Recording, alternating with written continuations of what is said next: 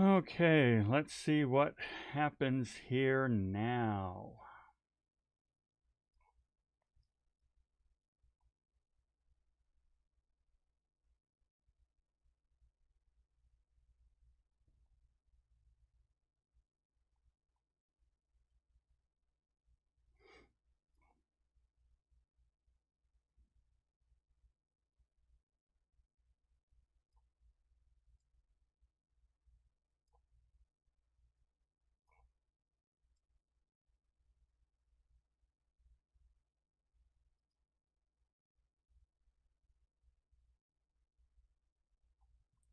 Okay, let's see what happens.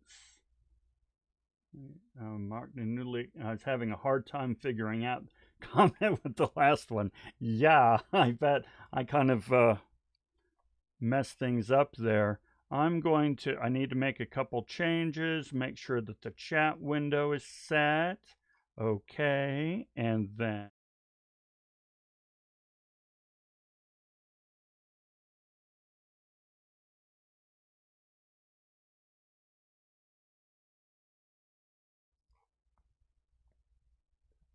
all right. Okay, yeah, no buffering for me. I wasn't getting lag last time.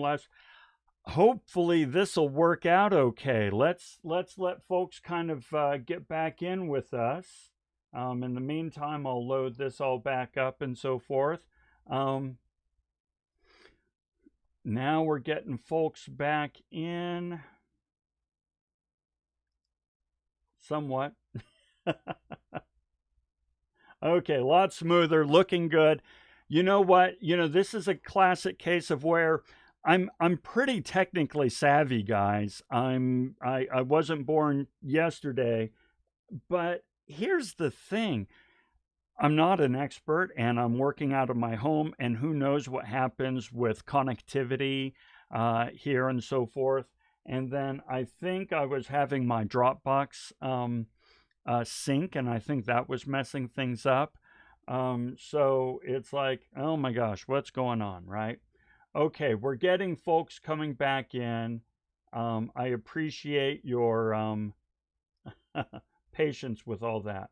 All right, so um, let's wait one more moment, and you can hear me, see me, so we're good. I'm going to do welcome back. I really appreciate your patience with this, guys. You'd really like it to be a lot smoother, and I promise it will be smoother in the future. Okay, so let's go ahead and get started. All right. What we're doing today is we are going to go over, let's see, what did I call it? Modules. And here, let's share it. Let's share it right here. Okay. We're going over modules 4 and 5. Okay. As I said before, when we started 2 weeks, I know, right? The semester started like 2 weeks ago, and yet it still kind of feels like the first day. But the really cool thing is, you guys have been totally Johnny on the spot with all the assignments over the last 2 weeks. I was really nervous about that because starting a semester remote and online and then having 2 weeks go by and you're kind of on your own, I was just a smidge concerned, but you guys totally knocked it out of the park. So we're off to a super, super good start. But now we get to start coming together, and we're going to start having these streams and so forth so that we can go over some things in detail. And I always want to make sure that you understand what the assignments are and that you're totally set up for them. And so that's how we're going to start today. I'm going to walk you through these two modules. I won't lecture on them just yet. I'll walk you through them first. And then as I do so, we'll hit the assignments and I'll explain the assignments. And then we'll get into lecture stuff, right? So if you feel like, hey, I'm totally comfortable with where we are, I just want to kind of know what the assignments are, we're going to hit that first, then you'll be set. Okay, so let's do that. I'm coming over here and I'm just going to go ahead and hit this for module 4, right? So we hit cross-cultural and cross generational communication. This is so important today. So important. I can't stress enough how important it is to understand how best to communicate and work with, collaborate with multiple generations and multiple cultures. Okay, let's talk first. I'll give you an example. Let's talk cross culture. All right. You work with multiple cultures today, whether you realize it or not. As a matter of fact, if you look at this list of class attendees, your classmates and so forth, we're multiple culture. We have many cultures in our class, many cultures on campus and so forth. The world is flat, not flat as in flat, but it's very small. And so in today's business world, you will work cross-culturally all of the time. I mean all of the time. When I was with Intel Corporation, I worked regularly with folks in Malaysia, Singapore, Israel, Shanghai, and China, and Ireland. I mean, Russia, you name it. I worked with these cultures all the time. And yes, communicating with different cultures in different ways is really, really tough. Really tough.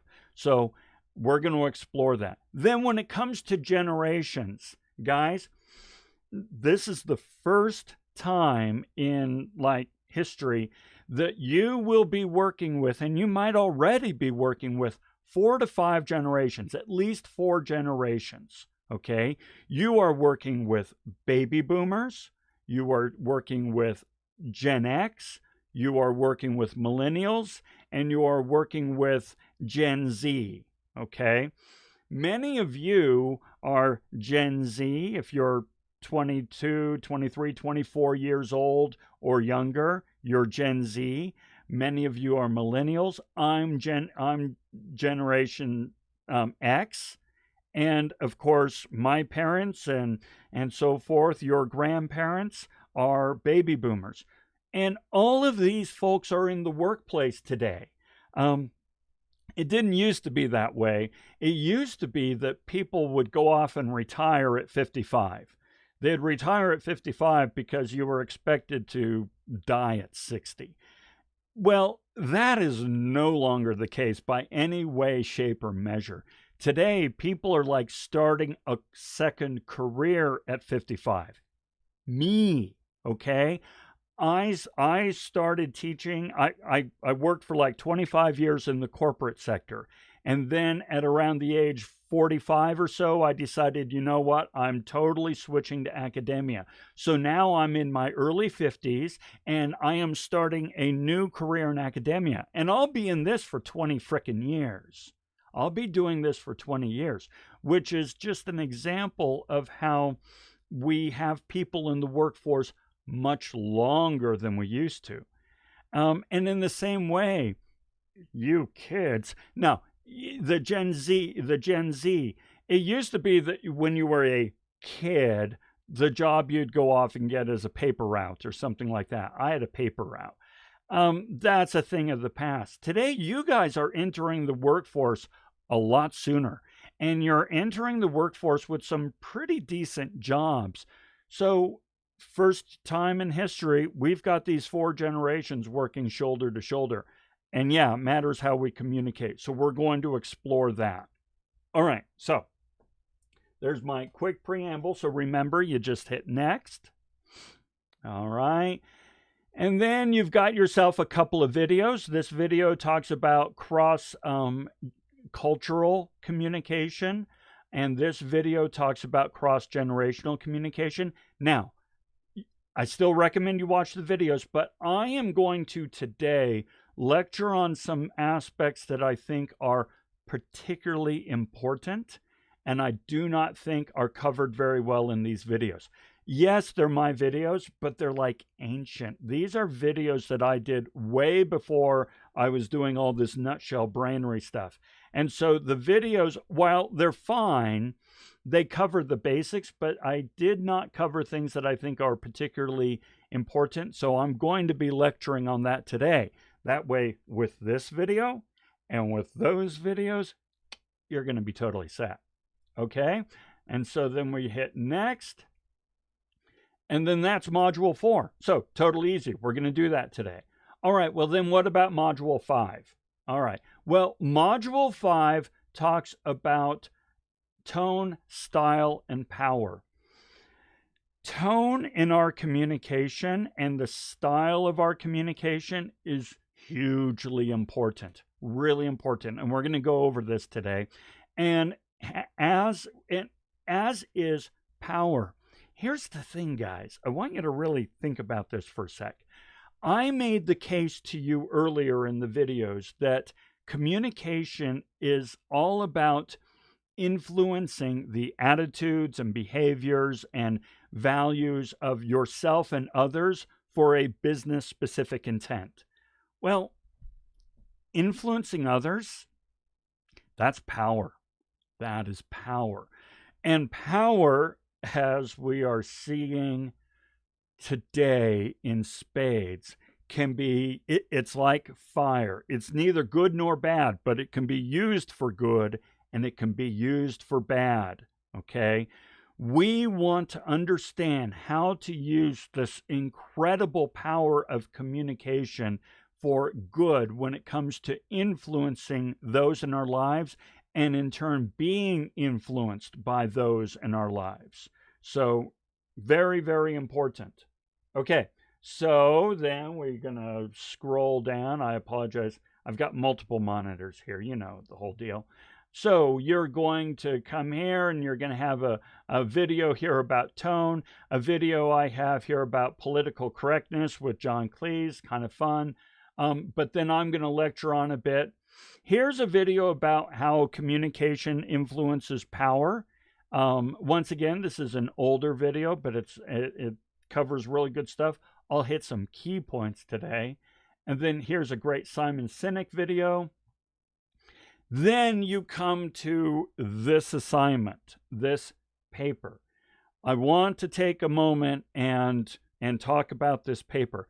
It's totally easy. It's totally straightforward, but I want to make sure we all understand it. So I want to get a quick check.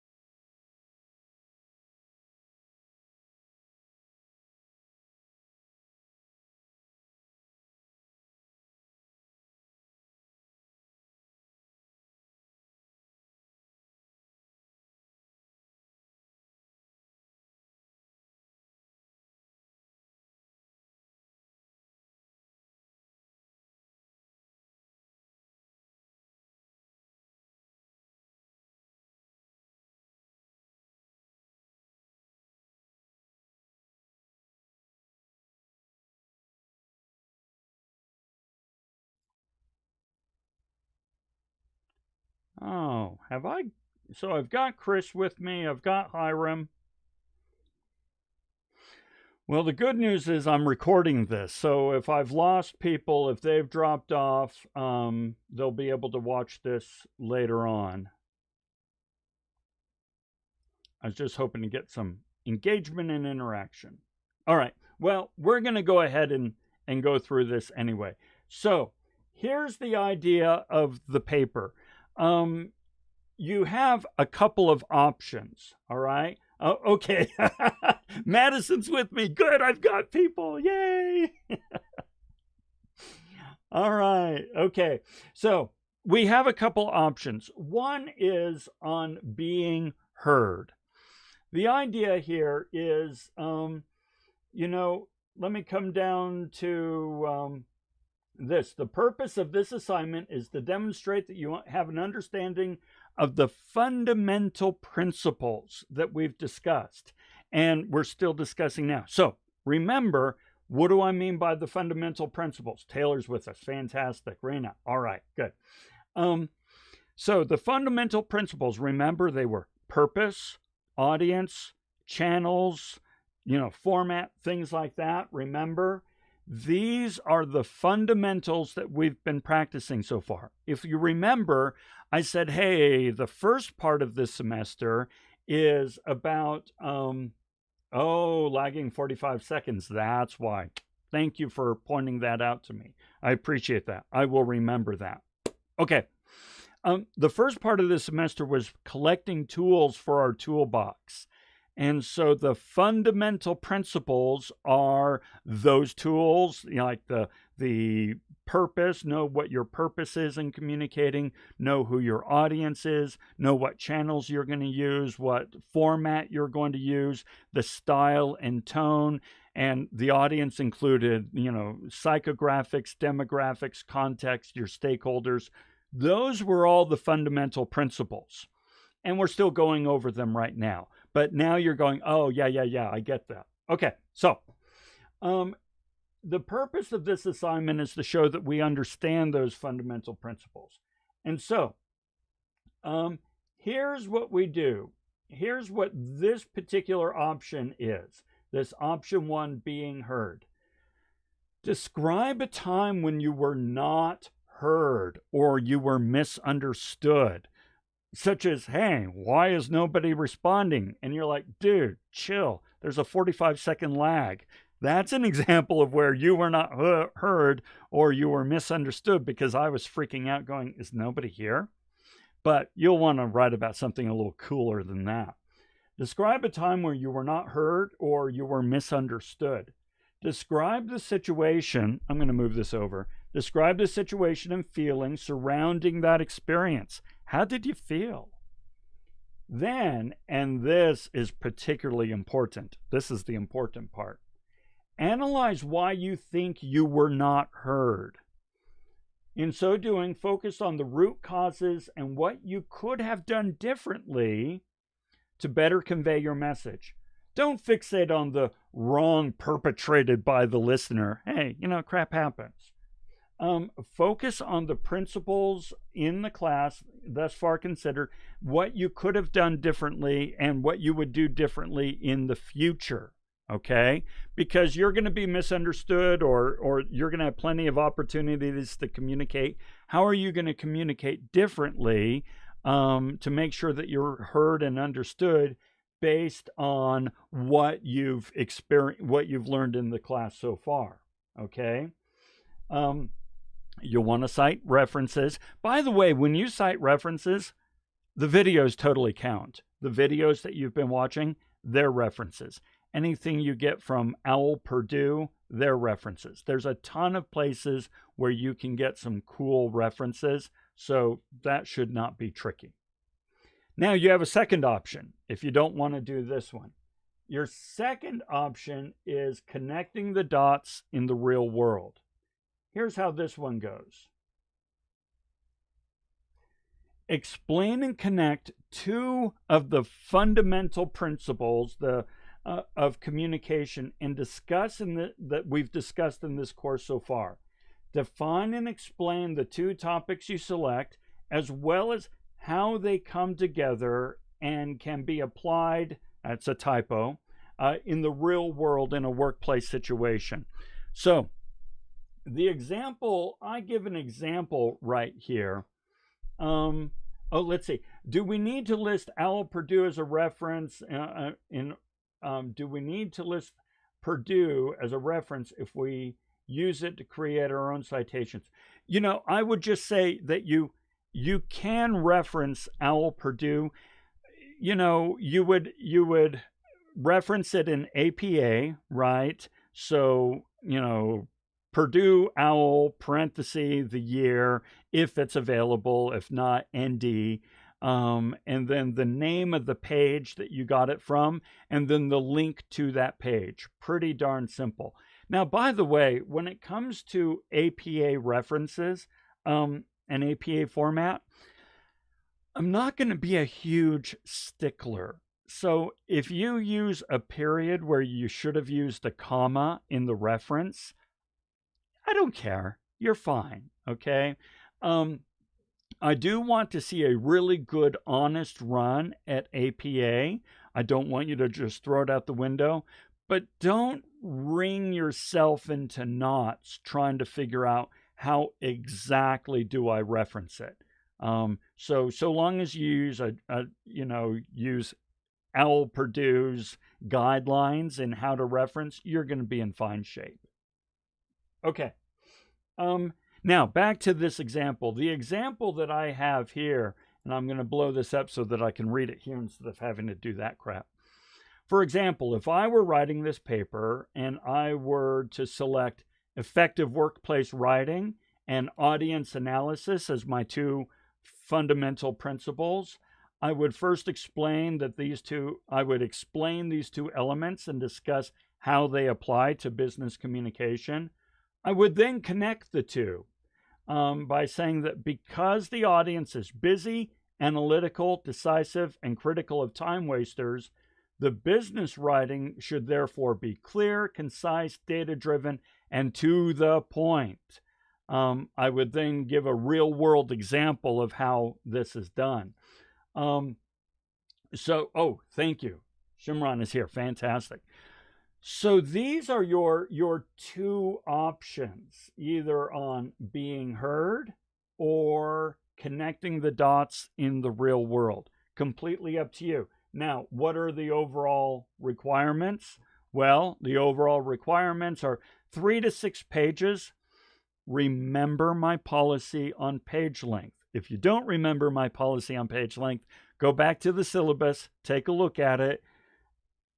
It basically says, I am not a stickler about page length. I just want to see that you fulfilled the assignment. I'm looking for APA format. Again, I'm not going to be a stickler on it if you get a parenthesis wrong or so on and so forth. So long as you give it a good, honest go, that's fine for this particular paper. Good essay structure, good, grammar, spelling, so on and so forth. A minimum of 3 credible sources. That won't be hard. The videos are credible sources. Information that is provided in Canvas are credible sources. Purdue is a fantastic place. Now, if you're like, what's this Purdue I keep hearing about? There was a link to Purdue in Canvas, but I want to show you anyway. So if I go to Purdue OWL, that's the online writing learning or something like that. And I go to OWL at Purdue. This is a phenomenal website for business writing and business communication. So I could go to Writing Lab, I think it is. Yeah, Writing Lab. We can, students, there's information here. I want to find out where's the one on business writing. Here we are. I apologize, folks. Purdue OWL, right here. We click on Purdue OWL. They've updated their website. You know how it is, so I'm a little lost. Give me a sec. So we go to Purdue OWL here, and then we go to writing. Let's see, general writing. And there's great stuff in here for general writing. But I do believe there was one in here for, how about business? In social, Okay, here we go. If we go to subject specific writing, there's professional technical writing. This one is great. Okay, so let me take you through that again just so that you're clear, because I did a whole bunch there. So I went to Purdue OWL. I went to this link here, Purdue OWL, and then I clicked on subject specific writing, and I clicked on professional technical writing, and then all of this here, go away. All of this is fantastic for business writing. So workplace writers, effective workplace writing, I would go to this page and learn about effective workplace writing, and I would cite that in my paper, in that example I gave. Audience analysis. Now, of course, you have my videos on audience analysis, but here are further references. So if you cite my videos and then you go out here to Purdue OWL and cite their sources, you are totally golden. You're totally set. Okay? All right. So with that, I understand that there's a delay. So I'm going to ask, are there any questions about this assignment? Which means I'm going to wait about a minute or so to see the questions come up. So are there any questions?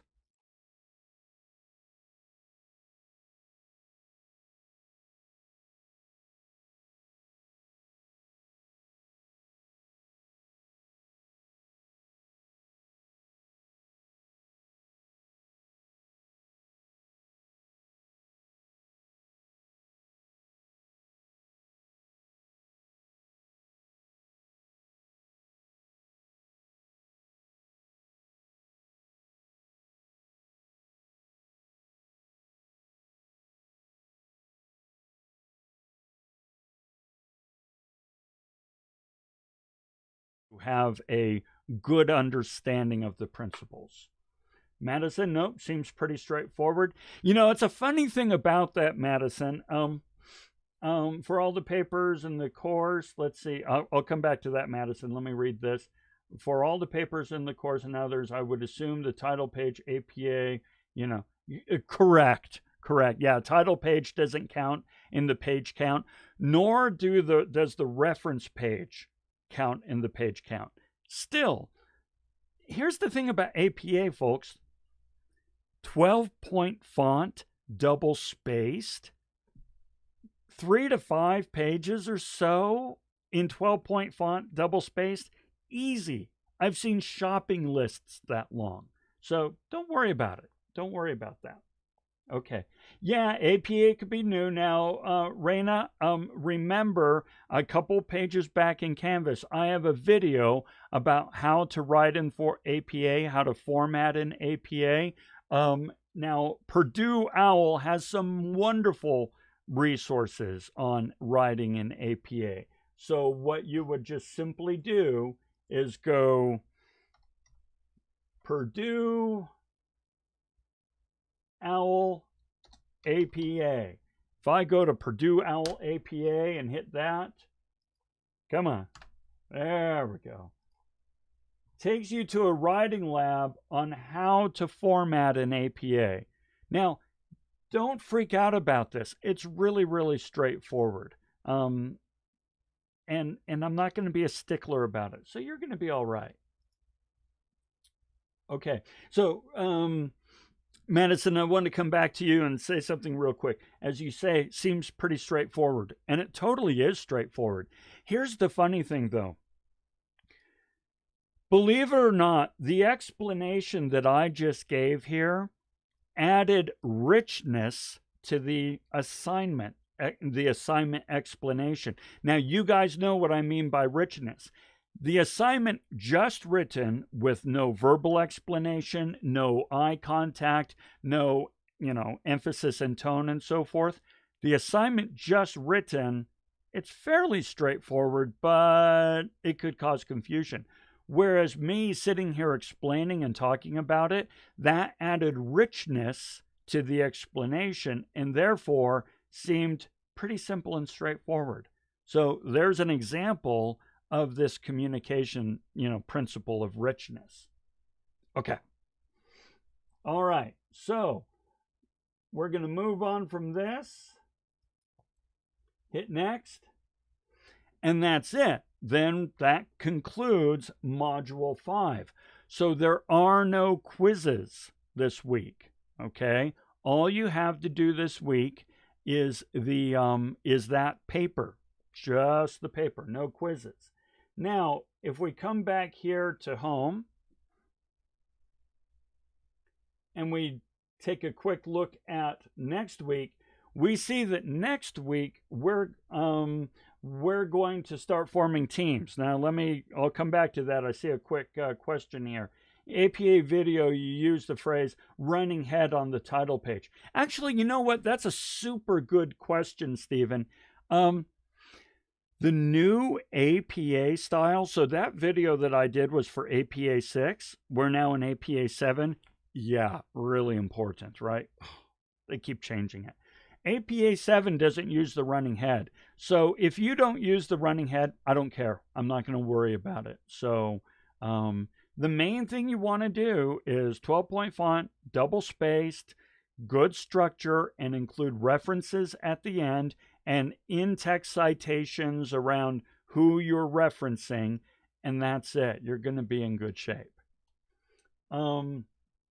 Let's see. Yeah, Madison, that's why I do these. I feel like they're more helpful that way. Okay, so forming effective teams. That means that this week I will be putting us all in teams. Now, a lot of you have already contacted me and said, please put us in a team and put this group in a team. Fantabulous. I really like that. If you would still like to be put in a team with somebody or another, let me know by, say, Thursday or so, because Friday, Saturday, I'll probably be putting people together in teams then, and then we will be kicking off those teams. Now, here's the thing, guys. Remember, I said 2 weeks ago, feels like a lifetime ago, teamwork is what this class is all about, because we're about workplace communication, which means this course is about workplace collaboration, and workplace collaboration necessarily means working in teams. And so we're actually going to spend 2 weeks really kicking off these teams. And then you notice down here, we spend another couple of weeks learning how to really work together in a team. So yeah, we spend a lot of time making sure that we have really good functioning teams. Remember the promise I made to you. I said it will be tough, it will be difficult, it will be trying, but this will be the best team experience you have ever had at Salt Lake Community College. I'm promising you that, okay? And that's because I'm going to take you through a lot of steps and a lot of processes to teach you how to work in effective, even effective remote teams. So that's what we're going to start doing next week. All right.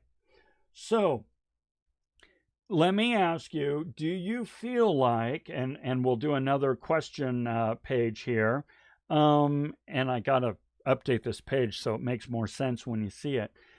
Do you feel like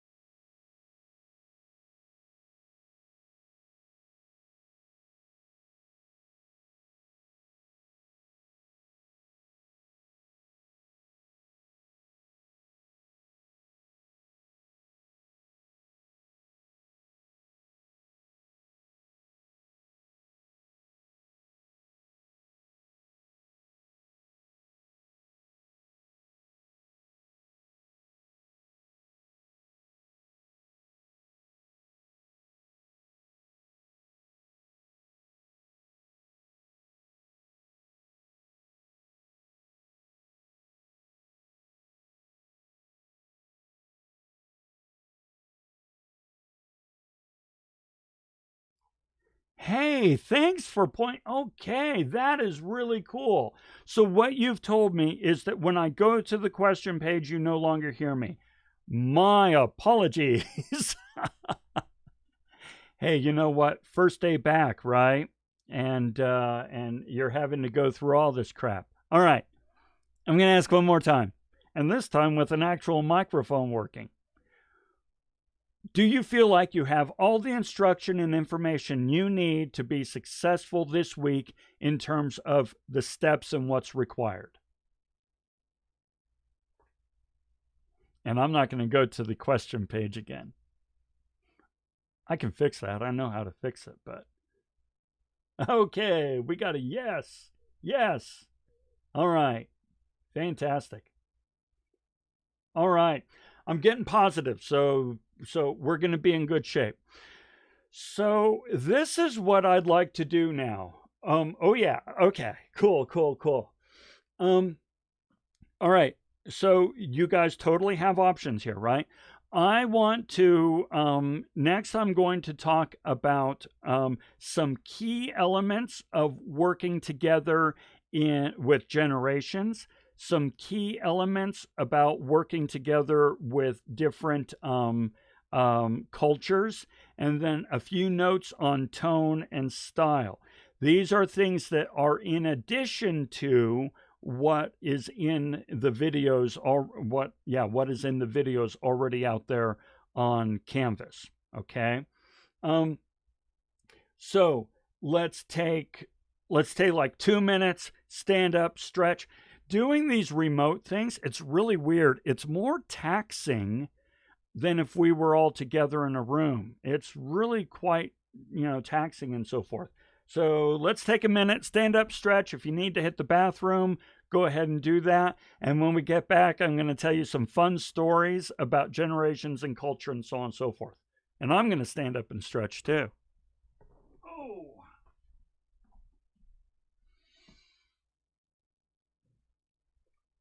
Yeah, shorts.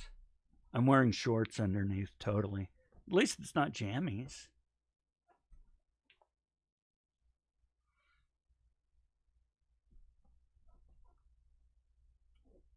Ooh.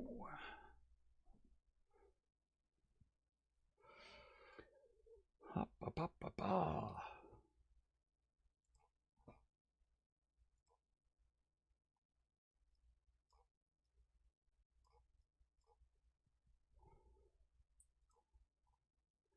I'm going to pull something up here real quick. I apologize. Give me uno momento, por favor. Uno momento, por favor.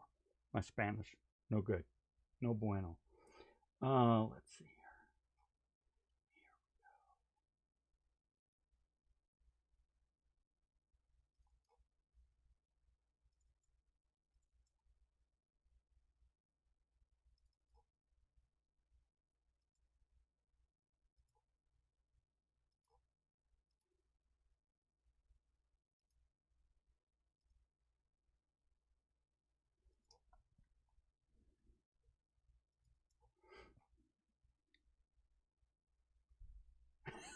Taylor, I have stayed in my PJs pretty much every day since the quarantine started. No judgment here. That's awesome.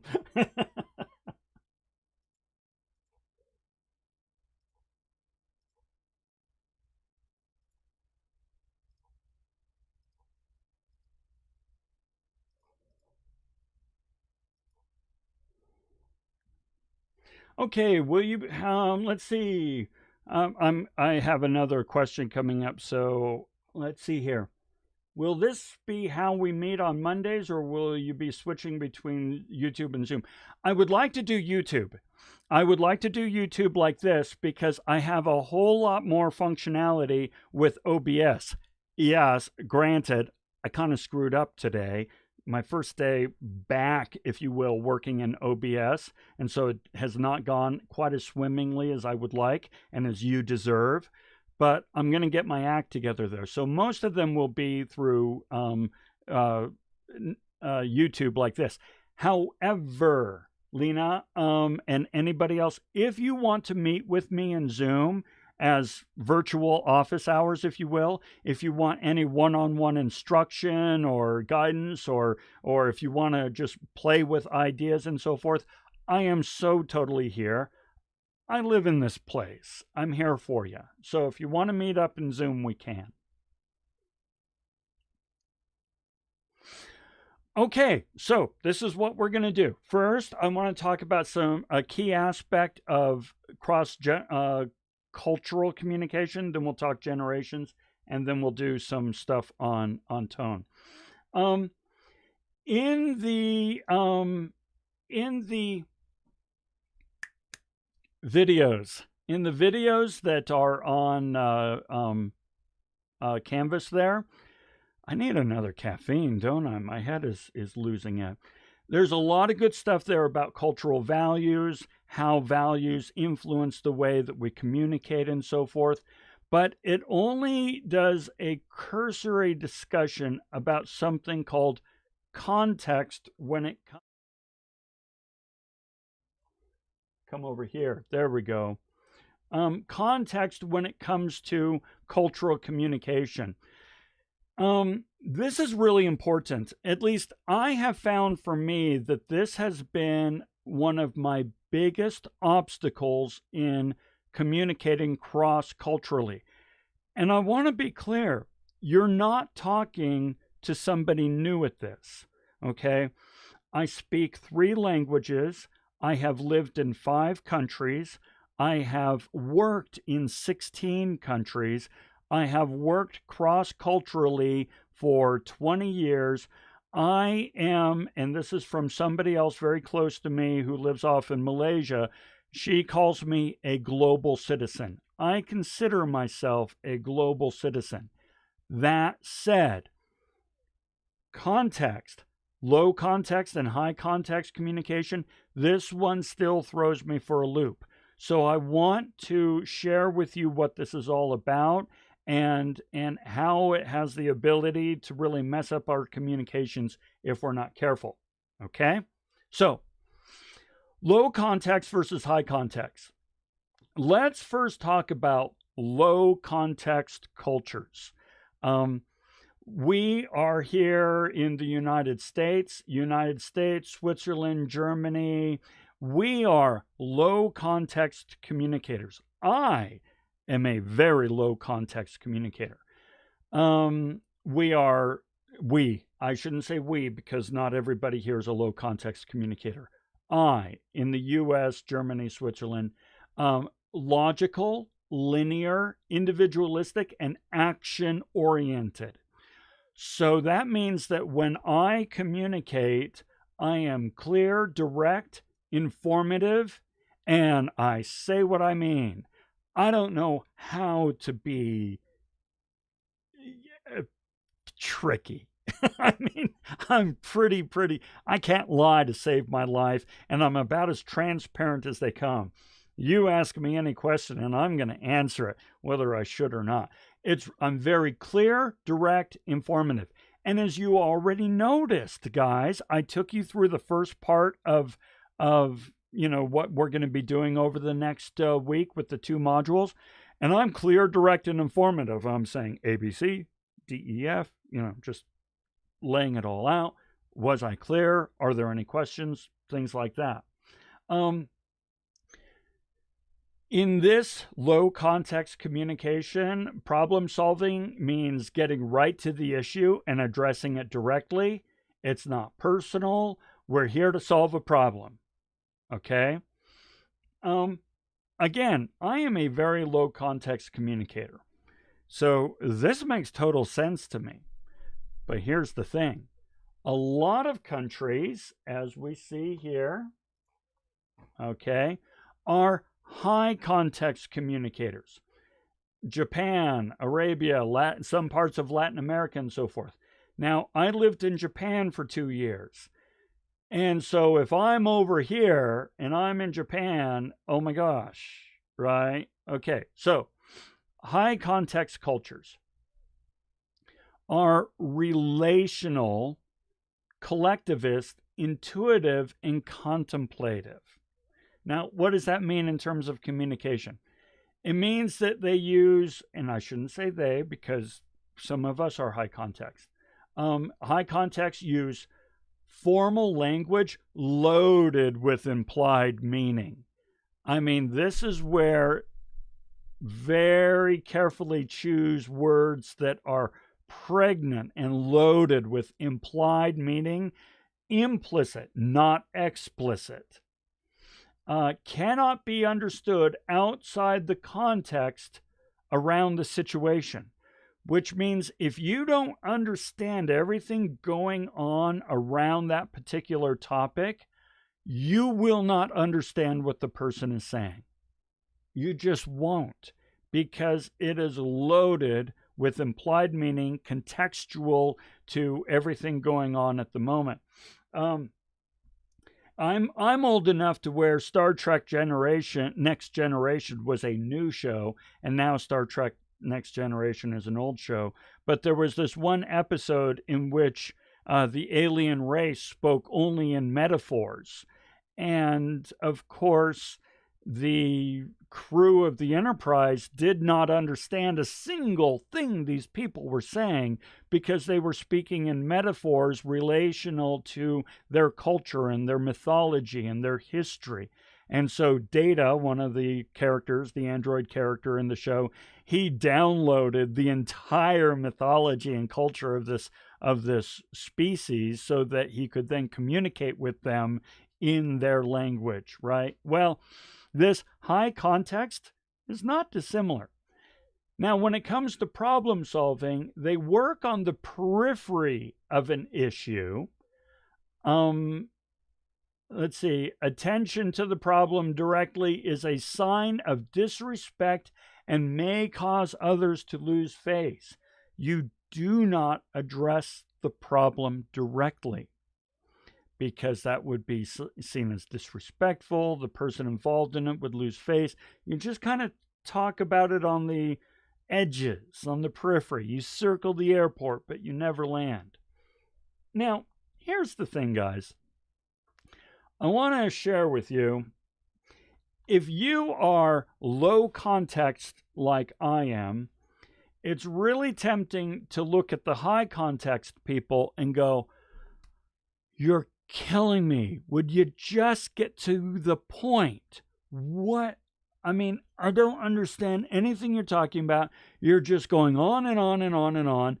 Get to the point already, for the love of all that's holy." Okay? And maybe some of you are saying, "Yeah, I've been in that situation before. I relate." But high context cultures look at low context communicators and say, "Oh my gosh, you are such a caveman. You are using language like it is a blunt rock." And you go, "Me communicate, me solve problem." Bam. Right? It's just, there's no finesse. There's no nuance. There's no concern about relationships. Remember? Relational, collectivist. There's no concern for everything around what's going on and the relationships and the community as a whole. You're just coming in like a caveman and hitting us over the rock with this. You are rude. You are uncouth. It is unpleasant. Okay? Now, I have had this conversation with high context communicators, and trust me, they feel this way. Now, here's the thing. It's not that one is right and one is wrong, okay? I totally get where high context people are coming from, and high context people totally get where I'm coming from. There's no right or wrong. It's not a question of how do we get others to communicate like us. It's a question of how do we work together and understand each other's communications. Now, I'm going to tell you a story to really, put this in perspective. This is a story I had, happened a couple of years ago with one of my students. He was from Pakistan, and Pakistan is more of a high context communication country. And he said, "Hey, do you have a moment? I want to ask you a question." I said, "Yeah, sure, totally. Ask away." And he started to tell me the story about a friend of his, and he grew up with this friend in Pakistan, and about his father and his own father, and business relationships, and so on and so forth. And I'm kind of like, okay, okay. And he goes on and talks about, back when he was in high school, he came here to the US and his friend borrowed his car, and that was all fine. And he went home to Pakistan after high school, and got the car. And he was telling me more and more about all this. And I said, so you said you wanted to ask a question. And he said, yeah. No, I'm getting to it. And then he goes on and he keeps going, and he's going on and on. And he came here to the U.S. now from Pakistan for college. But this time his friend wrecked his car back in Pakistan, and his friend has now come here to the U.S. And the friend has said, I'm going to totally pay you back. I'm going to totally pay you for the car. But he hasn't. And then he talks more about his father's business relationships and the building contracts that they're doing, both himself. And he's just going on and on. And I'm going nuts because I'm a low context communicator. And I said, okay, listen. And this is about as low context as you can get. I said, the next question out of your mouth needs to end with a question mark. End with a question mark. And he paused and said, okay. Will it affect my friend's ability to get a job if there's an arrest warrant out for him? And I was like, whoa. Now, here's the thing. If he had just walked up to me and said, would it affect my friend's ability to get a job if there's an arrest warrant out for him? I'd say, yeah, totally. He can't get a job if there's an arrest warrant out there. Next question. But here's the thing. That's not what he was asking. Because he was going through all the context, because he had spent 20 minutes talking about all this, I realized that what he was truly asking is, I want my friend to be able to get a job because he says he'll be able to pay me back, but I'm not sure about this. Should I involve legal recourse? And the answer to that is, no, don't go to law, man. And we talked about it for a good 15 minutes afterwards. That's the difference between high context and low context. Okay, next thing. M time versus P time. Here in low context cultures such as the United States, we look at monochromatic time, which means to us, time is something to be parsed out, 15-minute, 20-minute, 1 hour, measured and managed. After all, time is money. Whereas in polychromatic time, countries that tend to be high context, time is something to be savored and invested in building and strengthening relationships. You cannot parse out the building and maintaining of a relationship in 15-minute increments, right? So, whereas in M-time cultures such as the United States, we might say they're always late, like that's a bad thing.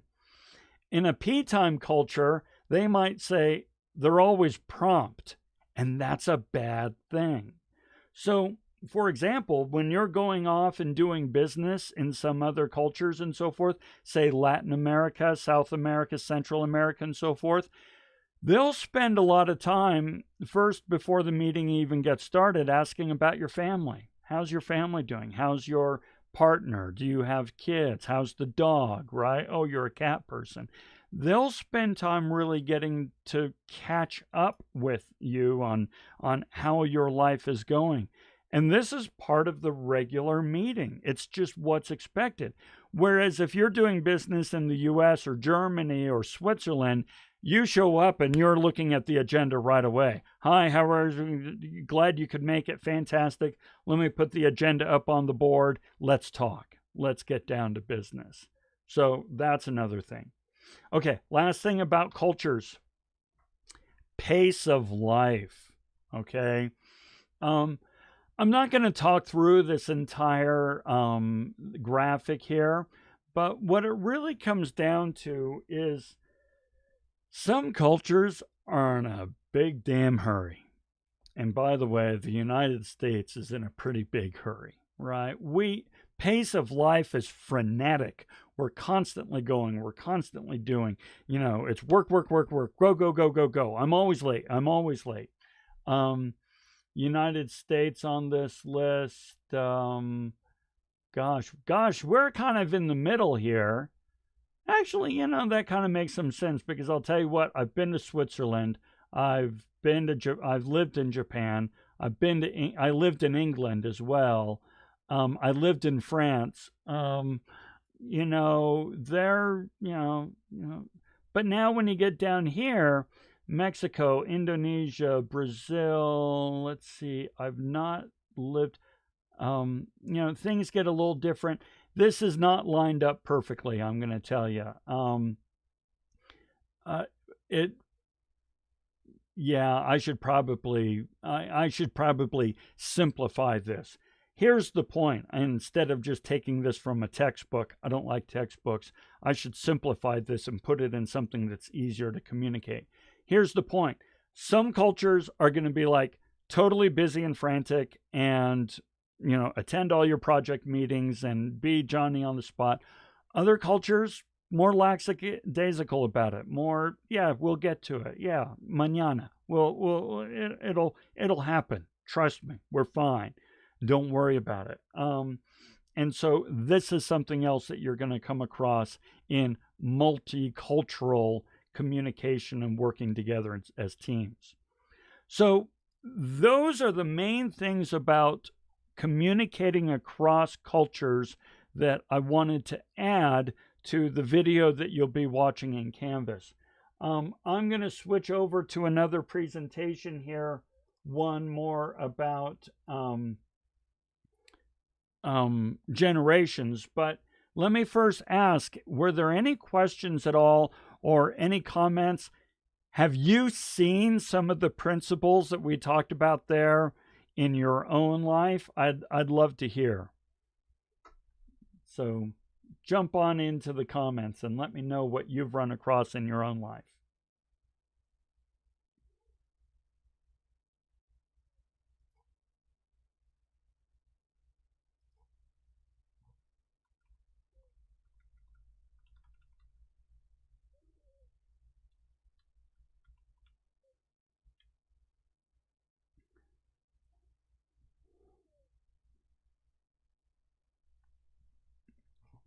Okay, let me make sure I don't see any comments coming in. Let me make sure I've still got folks with me. So do me a favor, just say, yep, I'm here. Oh, here we go.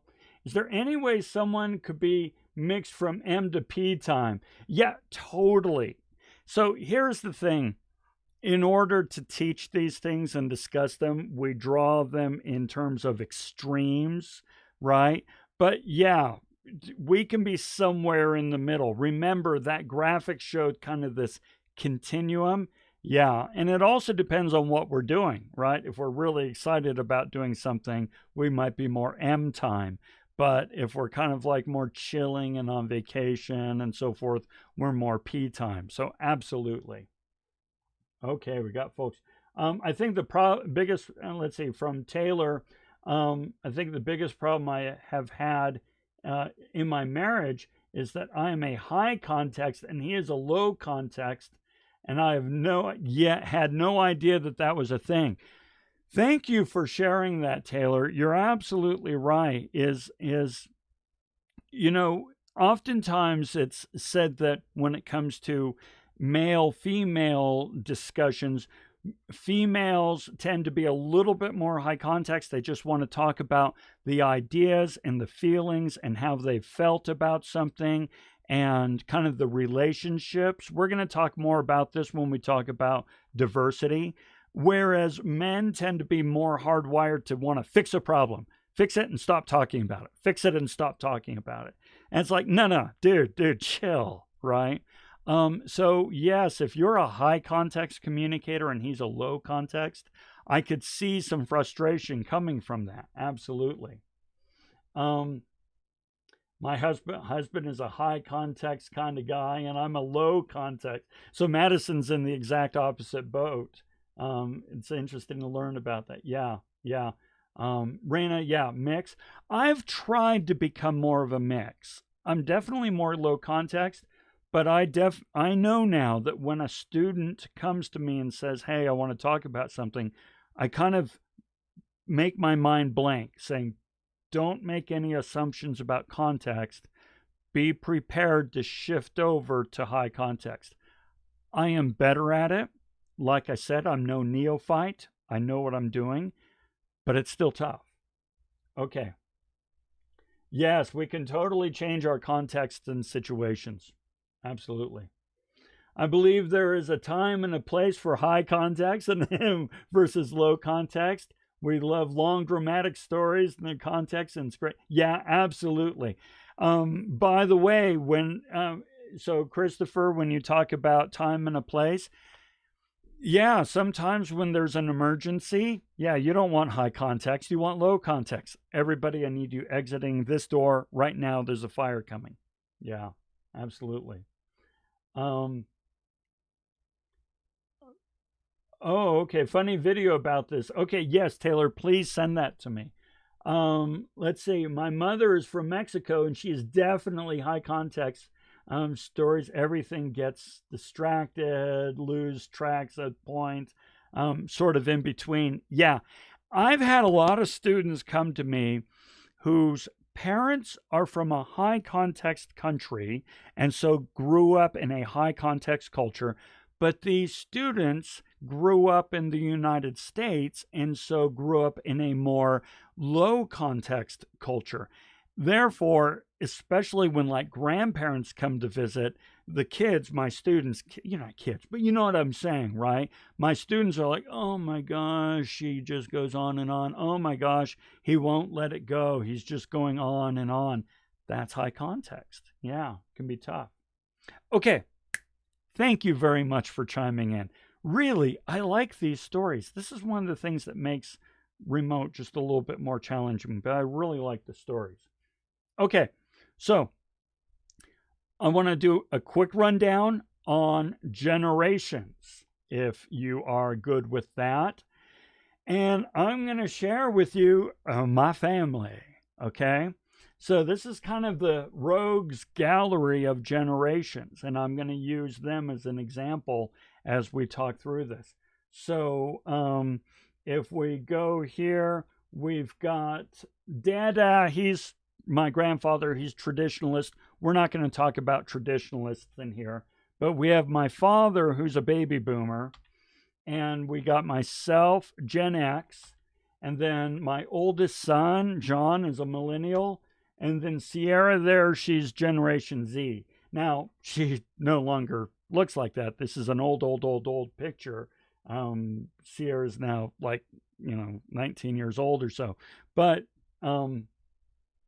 we're going to kind of use these folks as an example. Now, as we go through this, I want you to think about your own family. I want you to think about where you are on this continuum. And I want you to think about those with whom you work, because this is all about workplace communication. So I want to talk to you about baby boomers for a moment. Okay, boomer, right? Well, there's something to that. Think about probably your grandparents, is my guess for many of you, would be baby boomers. Maybe some of you who have parents who are, but I'm guessing mostly grandparents. Here's the thing. Those baby boomers were, they grew up in a time of economic prosperity. Okay, the economy was really strong then. And furthermore, they really value hard work. They have a strong work ethic. Think about your grandparents for a moment. When they would come to visit and you're on the couch playing video games or something like that, they'd lose their crap, right? They'd say, why aren't you outside? It's a beautiful day. Why are you wasting your time? Get off of that game. Do something productive.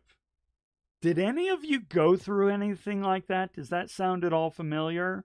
I mean, feel free to chime in at any point in the conversation here. I'm keeping an eye on it. And furthermore, when it comes to work ethic, oh, Rena, yeah, thank you. When it comes to work ethic, they really, really value hard work. If they do not see you working, they don't think you're working. Yeah, I'm seeing a lot of you saying, yes, this sounds familiar. They really value hard, continuous work, industrious. And furthermore, they like to be recognized and appreciated for their work. Okay? Well, something else along those lines then. Baby boomers believe in authority. Okay? Yeah, my grandfather always says idle hands are the devil's playthings. Totally. Now, when I say about authority, they value authority. They believe in authority. And they believe that authority is earned, right? You have to earn it. You have to earn respect. So, okay, you might talk back to your parents. I know my kids talk back to me all the time, okay? But what would happen in your household if you talked back to your grandparents? If you disrespected your grandparents? Probably didn't go down so well, right? Your grandparents really expected respect, and they expect you to obey authority, right? And so this is why today, when we say things like, the millennials really like to say, okay, boomer, they're basically getting in the face of baby boomers and challenging their authority. They're telling baby boomers, move aside, you're old, you don't matter anymore, move aside. And that really sticks in the craw of baby boomers because they believe that they've earned their authority and they should be respected. So Lena says, my parents come from Cambodia and now in their own home, they always talk about how easy we have it in America. Yes, and by the way, you do have it easy here. I'm not saying we don't have our problems. Oh my holy hell, do we have our problems? But compared to what they had to go through in Cambodia, this is a freaking country club. But that's not the point. The point is they're going to remind you of that all the time and tell you you should be thankful for it, you should be grateful, and you should respect and obey them, right? This is how baby boomers think. And baby boomers are in your workplace. They work hard. They've earned their spot. They want you to obey their authority and respect their authority. And they don't like it when these young people come in and don't work as hard as they do, don't respect work in the same way, and don't have the same work ethic as they. And so they feel this animosity.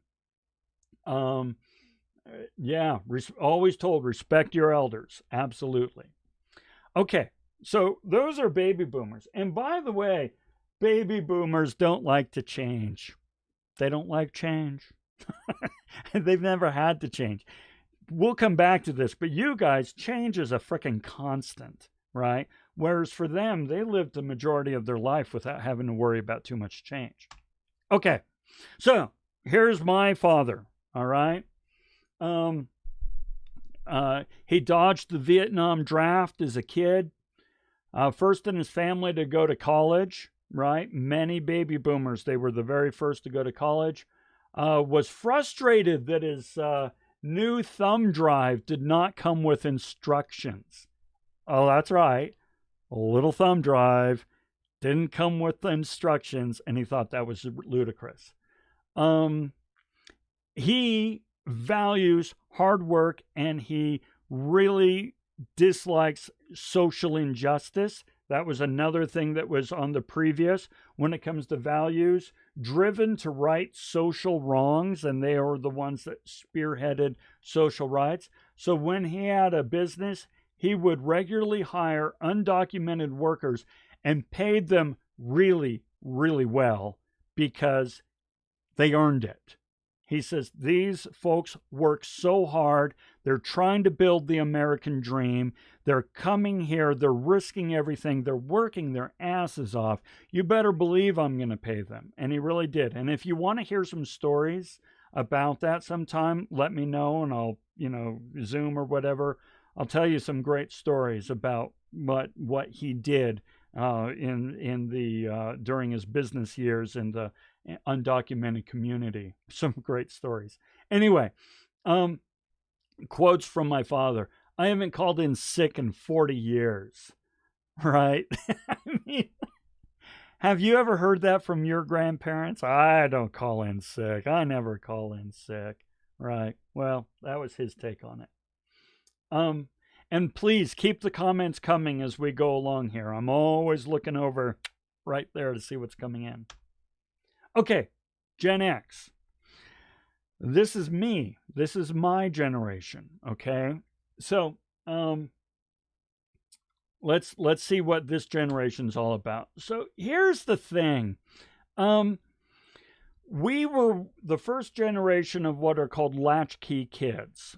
And latchkey kid, let me tell you, my parents divorced when I was young. And so my father, my brother and I stayed with my father. My mother left, and so we stayed with my father. And my father is a baby boomer, so he's hardworking, always at work, has to earn for his family, all that stuff. So a latchkey kid is when my father walks up to my brother and I, gives us each a key to the house, and says, here's your key. There will always be food in the refrigerator. You will always have clothes, and you have this home. You're not going to see me a lot. You're pretty much raising yourselves. And we did. We very much raised ourselves. That's a latchkey kid. This generation tends to really value education. And check this out. I mean, I totally value education. I have degrees and certifications, and I'm a teacher, so obviously I do. So, values. Generation X is highly independent and self-reliant. I mean, we were latchkey kids. We had to be independent and self-reliant. We are pragmatic, direct, informal, right? And so I'm very pragmatic, direct, and informal. Don't call me Dr. Schiffbauer, call me Lon, right?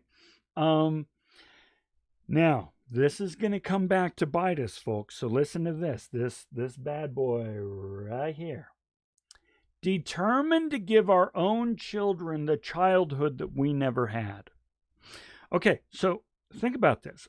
We're latchkey kids, which means we have no parental supervision, nobody taking us to soccer games or anything like that. Here's a key. You will always have food and clothing. Raise yourself. And I did. But this generation always kind of lamented that we didn't have a childhood. So we said, we're going to give our kids the childhood we never had. Put a pin in that. Hold on to that. This is going to come back. Okay, work ethic. Yeah, we want a work-life balance. We're not really that loyal to employers. We're loyal to ourselves. I want a good career in this industry, and whoever's willing to give me the best opportunity in a given industry, I'll go with them. Or I might change industries. We're not really into titles and money and so forth, right? So we like to have some work-life balance. Authority, guys, we are really cynical of authority. We question authority. We really, really dislike. Yes, Taylor saw it coming. Helicopter parents, you saw it coming. Hold on to that. Christopher, this generation examples seem to focus on traits establishing the United States. I'm curious how these applied to first generation individuals in the same period. Bingo. Here's the thing. We looked at culture as though it's in isolation. It's not. We're looking at generations as though it's in isolation. It's not. I mean, the culture and generations mixed together, as well as regional aspects, as well as, parents and so forth. So you're absolutely right. However, that said, Christopher, and it's still right, I have seen first generations who grow up and they're kind of a mix of their parents, but then, the U.S. culture kind of influences them. Coming back to authority, so we do not like authority. My generation, and I'll tell you right off, me, I really, really dislike, I question, highly cynical of authority, and I want you to be too. I really do. We do not align ourselves with teams. We don't play well with others. We don't align to a common goal. We're going to see that coming back. When it comes to change is totally good. We're fine. We're technologically literate. I can do a meeting like this, although we had to restart because I didn't have it perfect. I will, though. You deserve it. Okay? So, things about me. My mother left when I was 12. My brother and I raised ourselves, and my dad was always working. Latchkey kid. I moved to France when I was 15. Went to a French school, spent summer hitchhiking across Europe. That's me, 15 years old, hitchhiking. I was blessed with negligent parents, but that's very Generation X. I've earned 3 degrees and a certification. My children always had one parent at home. That was a rule that my wife and I made when we first got married. We would never use daycare. One parent left at home. We're going to hear the helicopters coming pretty darn soon, Taylor. I don't play well with others. I really don't. Okay. Okay. It's Mr.'s my. Oh yeah, Taylor, totally. Right? Call me Lon. Mr. Schiffbauer is my father. Yes. Right. Let's see. Okay. So, all right. So now, let's talk about millennials, though. Some of you may be millennials. So if your birthday is between 81 and 95, you're in the millennial stage, all right? You're the ones that baby boomers can't stand because you're rewriting the world, all right? So how did you grow up? Well, here's the thing. Here are the helicopters. Millennials grew up being escorted and supervised by their parents all the time. Millennials were told all the time there are kidnappings, there's school shootings, there's drugs, and we need to take care of you. All right.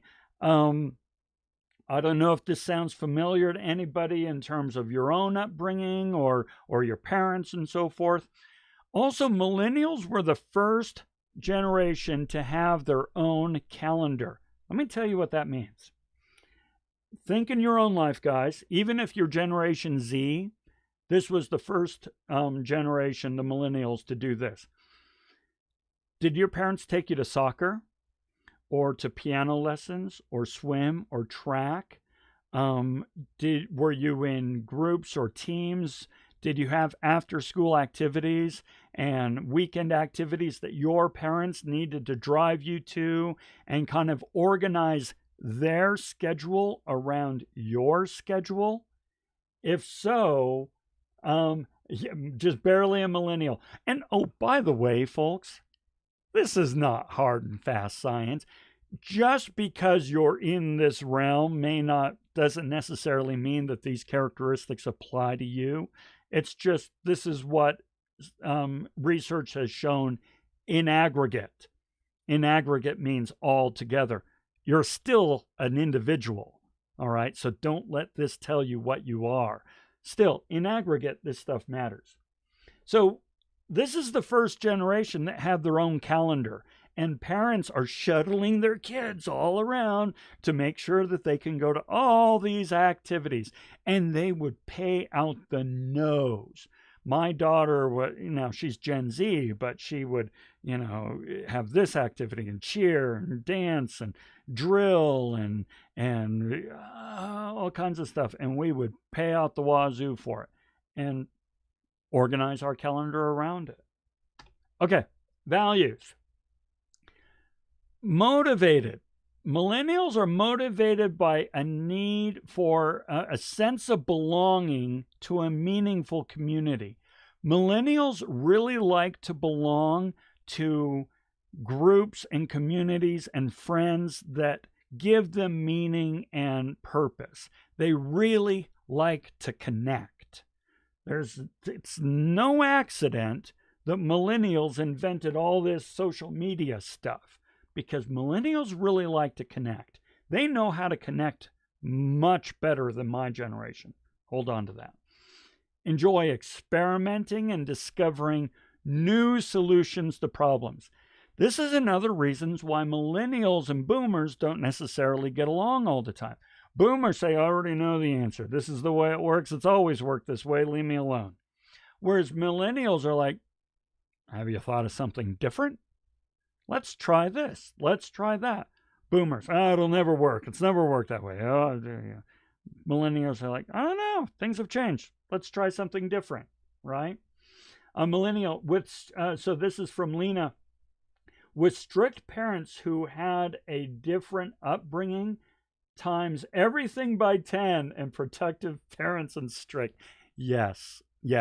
Now, adding to this some cultural aspects, some cultures put a lot more emphasis in the role of parent than other cultures. So, for example, I grew up in California in the Bay Area, and a lot of my friends, their parents were from Asia, different countries in Asia and so forth. And Asian parents were really strict, really controlling, or at least I felt this. Now you add this to the idea of millennials and so forth, and it goes through the roof, times 10. I like that. Okay. By the way, that's not the case with all Asians, and it's not the case with all U.S. I'm just saying what I observed, and I have observed that Asian cultures tend to really put a lot of emphasis on parenthood. I think it's the Confucius culture that says parenthood is something very important. Okay, let's keep going. So work ethic. Millennials like work-life social balance. Social balance. See, my generation wanted work-life balance, whereas my oldest son, John here, he likes to spend time with his friends. He's in his freaking 30s and he wants to spend time with his friends. Who does that? My generation, I don't get that. Friends are something you have in high school and college. Once you grow up, you don't have friends anymore. You have your wife, you have your partner, you have your husband. Who needs friends? Okay? Not millennials. They like to connect with people. Okay? Ambitious, motivated by money. Expect frequent raises and promotions. Now, there's a reason why millennials expect frequent raises and promotions. It's not because they're greedy. Not because they're greedy. I'm going to show you why. Look at authority. They desire praise and validation from employers. They like to have a really good relationship with employers, and they want to know from their employers that they're on the right track, that they're going the right direction. They want that praise and validation. Well, what better way to give praise and validation than with frequent raises and promotions? So no, millennials are not greedy, and they're not thinking they can run a company in 3 weeks like a lot of naysayers. It's they simply want to know that they're doing the right job and that their employers appreciate and validate them, and this is what they look for. Desire supervision and feedback, goals and structure. Nobody takes feedback and gives feedback better than millennials, in my experience. My experience as a teacher has shown me, and as an employer, that millennials take, receive, and give feedback better than anyone else. Boomers hate feedback. Okay. My generation, we can give and receive feedback quite well, but millennials kick butt there. Okay. Learn best through mentoring programs. Millennials like to build a relationship with mentors to kind of get some direction. All right. Change? Yeah, change is totally necessary. The technologically savvy, they're all good. So here's my son. Terrified of the world, has a hard time striking out on his own. Well, he's used to having helicopters hovering above him. This is very common for many millennials. He grew up in a world that really kind of, everyone's a winner, everybody gets a trophy, and we're going to take care of you and so forth. And that may not have necessarily prepared him super duper well for, the world. Now, don't worry, he's doing fine. Okay, he's doing fine. But I'm making an extreme statement here to make a point. He really likes validation. He really likes to know he's on the right track. Loves trying new things and seeing what works and where things could lead. He's totally trying new stuff. Now, here's the thing. Baby boomers will tell a millennial, get with a good company, stay with them for 35 years. Have you heard that before? Your grandparents saying, hey, let me tell you the secret to life. You get with a good company and you stay with them. All right? Well, that doesn't happen anymore. That's not the real world. So boomers see people like my son trying new things and experimenting and playing with ideas, and it drives them nuts. Stay focused. Get in one job. He's changing jobs all the time. He likes to try new things. That drives a boomer nuts. Sees work as necessary to pay the bills, but something that should not infringe on his life and social activities. This is very particular to millennials.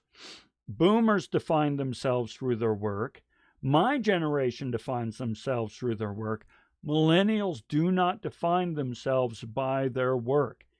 I'm just here to pay the bills, man. I'm just here for the job. And so boomers go nuts because, no, you're supposed to be dedicating yourself completely and fully and, unquestioning to this company. And millennials are like, dude, it's just a job. Okay? So maybe that resonates with some of you. Okay. Last group, man. The Z's, Gen Z. Many of you are probably Gen Z. If you were born 1995 or later, you're probably Gen Z. So let's look at Gen Z in aggregate. Okay? Meaning this is it in general, not you specifically. And I apologize. I need to blow my nose real quick. It's driving me nuts.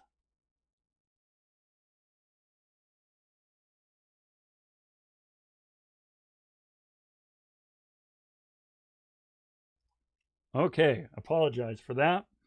Okay, Gen Z, many of you witnessed the Great Recession and you are in no hurry to take on debt, buy homes, all that stuff.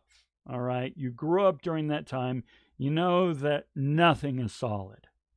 Okay, Taylor, I have heard Gen Z called iGen and found that really humorous. And yeah, they have been called iGen because, iPhone and I this and I that.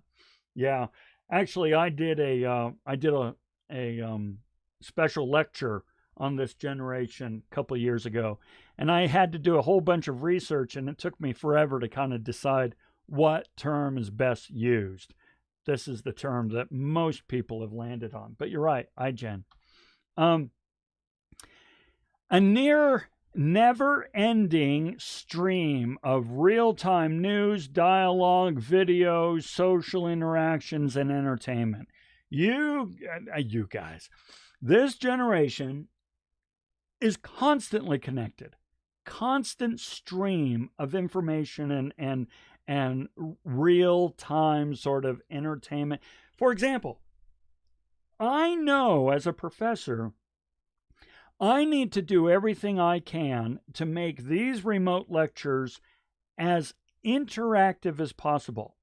Now I know this has not been my best day. This has not been my best lecture. But I try to make them interactive and engaging because I know this generation wants that. Furthermore, so there were, of course, very unfortunately, I'm all for protests. Remember, I don't dig authority. I do not dig authority. I'm all for protests. I'm very sorry that the protests became violent here in Salt Lake City, but that's not my point. My point is my daughter and I were on our phones kind of tracking it, and she's pulling up video after video after video. And I'm like, where are you getting those? And she goes, oh, it's Snap News, or I think it was. So she's on Snapchat, and she says, look, Snap Maps, that's it. She says, look, I can pull up a map. It says something's going on right here. I click right here, and I'm getting just a constant stream of what's going on. And I thought, that is frickin' awesome. I used to be on Snapchat, but I never really saw the point. It didn't resonate with me, but that one did. I really like that feature. Any case, constant stream. Values, global. The digital world has erased socioeconomic status and geographies. This generation has been the most globally minded, diverse thinking generation ever. As a matter of fact, accepting of social diversity. Absolutely. This generation, more than anybody else, has been very inclusive, very accepting of diversity. Expects information on demand. Okay? So, for example, a lot of people have asked, hey, these lectures you're doing, are you going to record them? That's their way of saying, listen, I can't attend it live. I have something else going on. It's not my priority right now. I'm going to be working on the paper Tuesday and Wednesday. I want this information Tuesday and Wednesday when I need it. I don't need it before. Yes, that's why I do the videos. The videos are a great example of information on demand. Work ethic, optimistic about the future, which is totally cool, right? Optimistic about the future. Entrepreneurial. Many Gen Z believe that they will be working for themselves one day. Now remember, they grew up in the Great Recession, people. And so they're looking around at these corporations going, I can't trust them worth squat. I'm going to make my own way. And so now that's why you see Uber and Airbnb and all these Grubhub and all these sort of little entrepreneurial gigs coming up, because this generation likes to forge their own path. Organically collaborative, work very well with others. When it comes to authority, they want high-intensity relationships with those in authority. Now, this is particularly interesting for me with my daughter, Sierra, because Generation Z, and my daughter is no different, this generation actually will consider their parents friends. Now, to me, that's really weird. My parents are not my friends. They're not my friends. Okay. And yet, many Generation Z will say, yes, I feel like I have a good friendship with my parents. I can talk to them about all this stuff and all that and so forth. Now, maybe it's because, me, I'm not into authority, so I tell my daughter, and I'm not kidding, and I'll tell you the same thing. Find ways to rebel that will not hurt you permanently or for the long term. You should totally rebel against your parents. And I tell my daughter all the time, you should rebel against me. But do me a favor, don't rebel against me in a way that will hurt you in the long term. Well, the good news is she's taken it to heart. She finds lots of ways to rebel, but none of them have hurt her in the long term, so that's good. So yeah, they have close relationships with their parents. Change is a constant. It's just the way it is. Technology, seamless part of their lives.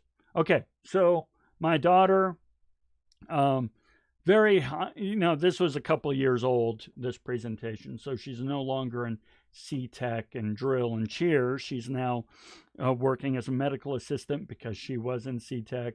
She's in college, just like you guys. Manages her own schedule, absolutely. Saves most of her money for future goals. She has a ton of goals and she saves her money for these goals. Very driven that way, entrepreneurial. Embraces diversity, very supportive of LGBTQ causes in particular because of many of her cousins and her friends and so forth. And was teaching me how to use a smartphone when she was 10. So there you go. So that is a quick rundown of the generations with whom you are working and in particular with whom you will be working. So as you can see, there's lots of opportunities for miscommunication. So remember, your assignment here is to, one option, this paper you have to write, is to give me an example of where there was a miscommunication. If you do that, it could be based on culture or it could be based on generation. Just a thought there. Okay. So,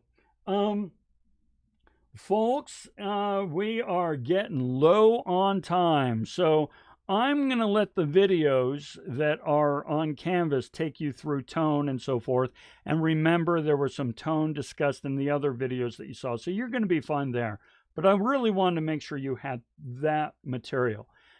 Let me ask if there are any questions, anything at all, or any comments. Did anything that we went over, did it resonate with you, or do you disagree with it? Let me know. But if you don't have questions, just do me a favor and chime in and say, I'm good to go, all that, so that I know that we're set. And I know there's a lag, so I'm going to chill for a moment.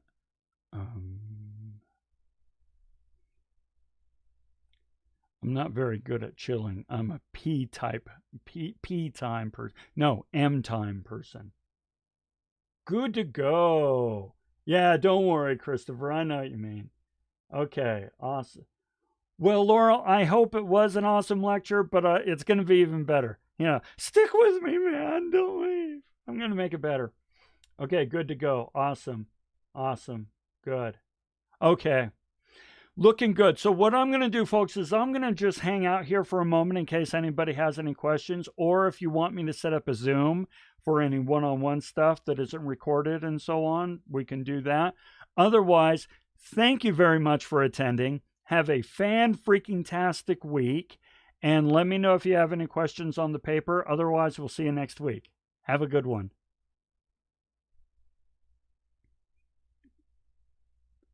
Hey, thanks, Raina. I appreciate it. That is fantastic. Yes, Stephen, I enjoy this. I am in the right job. Yeah. And why wouldn't I? This is fun, right? I get to play on computers all day, or at least 4 hours. Great. All right, we're looking good.